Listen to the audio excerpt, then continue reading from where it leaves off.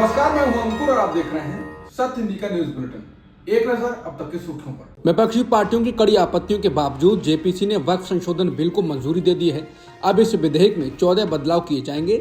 सत्ता पक्ष के 14 संशोधनों को पारित किया गया है और विपक्ष की ओर से पेश किए गए 44 संशोधनों को खारिज कर दिया गया है। जेपीसी की बैठक के बाद टीएमसी सांसद कल्याण बनर्जी ने कहा कि उन्हें बोलने नहीं दिया गया, किसी भी नियम या प्रक्रिया का पालन नहीं किया गया। कल्याण बनर्जी ने कहा कि जगदम्बिका पाल ने चर्चा ही नहीं होनी थी, फिर वो संशोधन प्रस्ताव लेकर आए। सभी सदस्यों को संशोधन प्रस्ताव पर बोलने नहीं दिया गया, उन्हें खुद प्रस्ताव पेश किया, गिना और घोषणा कर दी। सभी संशोधन पारित हो गए और उनके संशोधन खारिज कर दिए गए। ये लोकतंत्र का काला दिन है। जगदम्बिका पाल लोकतंत्र के लिए सबसे बड़े ब्लैकलिस्टर हैं। वो एक ऐसे व्यक्ति हैं जिन्होंने लोकतंत्र को नष्ट कर दिया है। जेपीसी ने वक्फ बिल को लेकर कुछ बदलाव किए हैं, जैसे कोई संपत्ति वक्फ है या नहीं, इसे तय का अधिकार बिल में जिला कलेक्टर को दिया गया था, लेकिन कमेटी ने इसमें बदलाव किया है। अब कलेक्टर के बजाय राज्य सरकार की ओर से नॉमिनेटेड अधिकारी उसका फैसला करेगा, चाहे वो कमिश्नर हो या सेक्रेटरी। एक और संशोधन किया गया है कि पहले बिल में प्रावधान है कि राज्य वक्फ बोर्ड और केंद्रीय वक्फ परिषद में 2 गैर मुस्लिम सदस्य होंगे। अब बदलाव करके पदेन सदस्यों को इससे अलग रखा गया है। इसका मतलब ये हुआ कि नामी सदस्यों में से 2 सदस्यों का गैर मुस्लिम होना अनिवार्य होगा। बता दें कि 8 अगस्त 2024 को लोकसभा में पेश किए गए प्रस्तावित विधेयक की धारा 3C2 में सरकार को यह तय करने का अधिकार देने की मांग की गई है कि वक्फ के रूप में दी गई संपत्ति सरकारी भूमि है या नहीं। बता दें, वक्फ पैनल में संसद के दोनों सदनों से 21 नेता हैं, इसमें एनडीए से 16 हैं। उत्तराखंड में यूनिफॉर्म सिविल कोड यानी यूसीसी सोमवार से लागू हो गया है। मुख्यमंत्री पुष्कर सिंह धामी ने इसका ऐलान किया। सीएम धामी ने इसे प्रदेश के लिए ऐतिहासिक क्षण बताया और कहा कि 3 साल पहले प्रदेश की जनता से जो वादा किया था उसे आज पूरा कर दिया गया है। बता दें, समान नागरिक संहिता का मतलब है कि सभी नागरिकों के लिए एक ही कानून लागू होगा, चाहे उनका धर्म, जाति या जेंडर कुछ भी हो।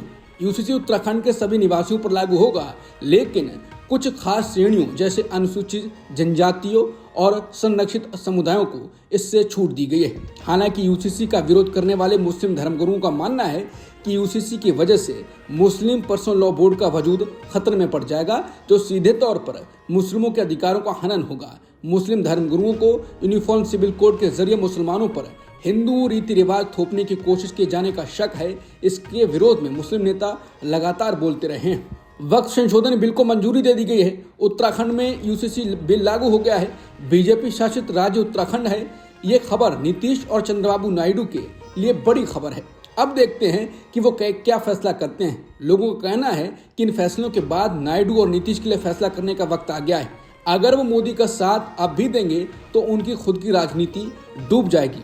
बता दें, नायडू और नीतीश दोनों सेकुलर नेता कहे जाते हैं और अगर वो भी अब भी मौन रहते हैं या मोदी का साथ देते हैं तो उनकी राजनीति पर बुरा असर पड़ेगा। यानी अब देखना है कि नीतीश और नायडू क्या फैसला करते हैं। अगर विपक्ष ने इस मुद्दे को सही से उठाया तो नीतीश और नायडू को बड़ा झटका लगेगा और सेकुलर होकर अपनी राजनीति को दशकों तक चलाने वालों की राजनीति बीजेपी की नैया में डूब जाएगी। दोनों नेताओं का वोट बैंक माइनॉरिटी भी है। दूसरा, राहुल गांधी तो लगातार पिछड़ों, दलितों और माइनॉरिटी की आवाज उठा रहे हैं, ये भी दबाव डालेगा। लोकसभा में विपक्ष के नेता राहुल गांधी ने आज मध्य प्रदेश के महू में जय बापू जय भीम जय संविधान रैली को संबोधित किया। बता दें, महू में ही संविधान निर्माता बाबू साहेब अम्बेडकर का जन्म हुआ था। यहाँ से राहुल गांधी ने संविधान, जातिगत जनगणना, रोजगार जैसे मुद्दे उठाकर बड़ा संदेश दिया और बीजेपी, आरएसएस और मोदी पर जमकर निशाना साधा। राहुल ने कहा कि हिंदुस्तान में विचारधारा की लड़ाई चल रही है। एक तरफ कांग्रेस है जो संविधान को मानती है और इसके लिए लड़ रही है, दूसरी तरफ बीजेपी और आरएसएस हैं जो संविधान के खिलाफ हैं, इसे कमजोर करते हैं और खत्म करना चाहते हैं। संविधान सिर्फ एक किताब नहीं है, इसमें हिंदुस्तान की हजारों साल पुरानी सोच है। इसमें अंबेडकर जी, महात्मा गांधी जी, भगवान बुद्ध, फुले जी जैसे महापुरुषों की आवाज है। कांग्रेस सांसद ने कहा कि कुछ दिन पहले आरएसएस प्रमुख मोहन भागवत ने कहा था कि हिंदुस्तान को 15 अगस्त 1947 को आज़ादी नहीं मिली, वो झूठी आज़ादी थी, वो सीधा संविधान पर आक्रमण है। बीजेपी ने लोकसभा से पहले भी संविधान को खत्म करने की बात कही थी। इन्होंने कहा था कि अगर 400 सीटें आ गई तो संविधान बदल देंगे, लेकिन उनके सामने कांग्रेस और इंडिया गठबंधन के नेता व कार्यकर्ता खड़े हुए। नतीजा ये हुआ कि लोकसभा में नरेंद्र मोदी को संविधान के आगे माथा टेकना पड़ा। राहुल गांधी ने कहा कि याद रखिए, जिस दिन संविधान खत्म हो गया उस दिन देश के गरीबों के लिए कुछ नहीं बचेगा। दलितों के लिए, आदिवासियों के लिए कुछ नहीं बचेगा। आजादी से पहले देश में गरीबों, दलितों, पिछड़ों, आदिवासियों के पास कोई अधिकार नहीं थे, सिर्फ राजा महाराजाओं के पास अधिकार थे।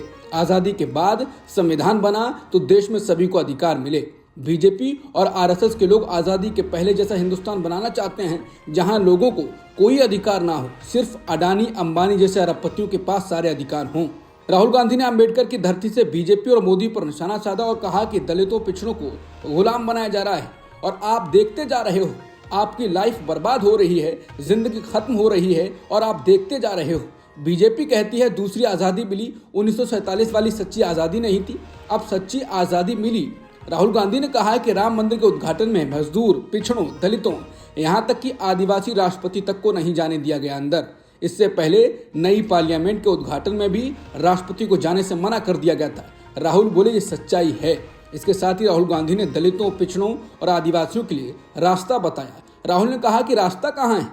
राहुल ने कहा कि सबसे पहले पता लगाना है कि जो धन है उसका कितना भाग दलितों और आदिवासियों के हाथ में है, कितना पिछड़ों के हाथ में है, कितना माइनॉरिटी के हाथ में है। इसके साथ ही राहुल गांधी ने एक एक संस्था गिनाई, न्यायपालिका तक अरबपतियों की संख्या बताई और मीडिया तक का जिक्र किया और बताया कि आप लोग कहीं नहीं हैं। राहुल ने कहा कि बीजेपी की सोच में दलितों और पिछड़ों के लिए दो भविष्य हैं। पहला, आप मजदूरी करो और दूसरा, अगर ज्यादा चिल्लाए तो जेल में जाओ। ये उनका 21वीं सदी का विजन है। इसलिए मैंने मोदी के सामने कहा कि आप तो करने वाले नहीं हैं, लेकिन जैसे ही कांग्रेस सरकार आएगी हम जातिगत जनगणना कराएंगे और बताएंगे कि किसकी कितनी भागीदारी है। मोदी डरते हैं, करवाना नहीं चाहते हैं, नहीं कर सकते ये कभी भी। राहुल ने कहा कि पार्लियामेंट में मैंने कह दिया कि 50% की जो दीवार बना रखी है हम इसको तोड़ देंगे, आरक्षण ज्यादा करेंगे। राहुल गांधी महू से मीडिया पर भी भड़के। राहुल ने कहा ये मीडिया कैमरा लिए घूम रहा है, ये आपका नहीं है, ये अडानी अंबानी का है। आप भूखे मर जाओ, आत्महत्या कर लो, इनको फर्क नहीं पड़ता। ये अडानी अंबानी की शादी दिखाएंगे, ये उनकी नौकरी करते हैं। हिंदुस्तान के किसान की बात नहीं करेंगे, बेरोजगार की बात नहीं करेंगे, अफगानिस्तान की बात होगी, पाकिस्तान की बात होगी, लेकिन मजदूरों और किसानों की बात नहीं होगी। राहुल ने कहा ये लोग हिंदुस्तान को डराने में लगे हुए हैं कि देखो देखो अफगानिस्तान में क्या हो रहा है, उधर क्या हो रहा है, लेकिन हमको ये बता दो कि हिंदुस्तान में क्या हो रहा है। राहुल गांधी ने संविधान की कॉपी दिखाई और कहा कि अंबेडकर जी का ये संविधान है जिसका अपमान मोहन भागवत जी ने किया। वो कहते हैं कि संविधान ने हमें आज़ादी नहीं दी, संविधान का आज़ादी से कुछ लेना देना नहीं, क्योंकि उनके मुताबिक आज़ादी ही नहीं थी।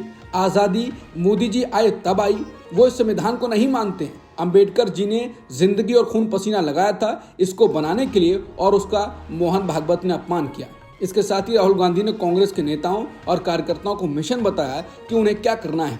राहुल ने कहा कि कांग्रेस की बब्बर शेप आपका काम रक्षा करने का है।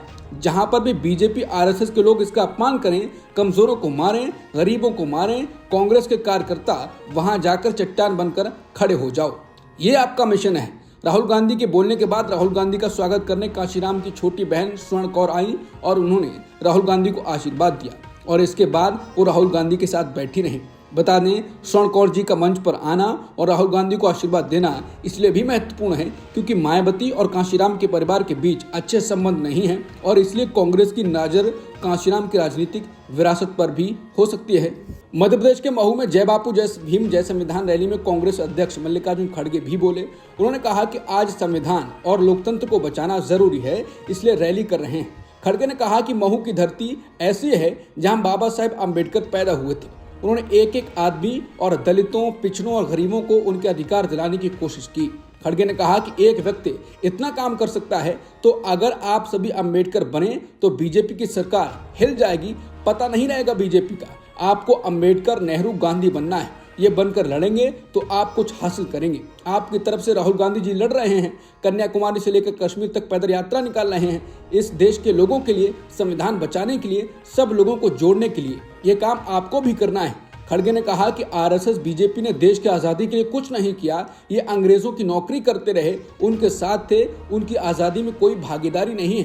क्या ऐसे लोगों को आप माफ करेंगे? इनको सबको सबक सिखाना है तो एकजुट हो जाओ, एकजुट होके हकूक की रक्षा करो। अगर आप नहीं करेंगे तो नुकसान आपका है, राहुल गांधी जी का नहीं। कांग्रेस अध्यक्ष मल्लिकार्जुन खड़गे ने कहा कि धर्म के नाम पर अगर किसी समाज में गरीबों की लूट होती है, शोषण होता है, बर्दाश्त नहीं करेंगे हम। अमित शाह ने संसद में कहा कि जितना नाम अंबेडकर का लेते हो, अगर उतना नाम भगवान का लिया होता तो 7 जन्म के लिए स्वर्ग मिल जाता। ये है उनकी नीति, इसलिए आप बचकर रहना। ये लोग हमको मिटाना चाहते हैं, अगर जिंदा रहना चाहते हो तो लड़ो। ये अमित शाह जैसे लोग भाग जाएंगे, ये बहुत दिन टिकेंगे नहीं।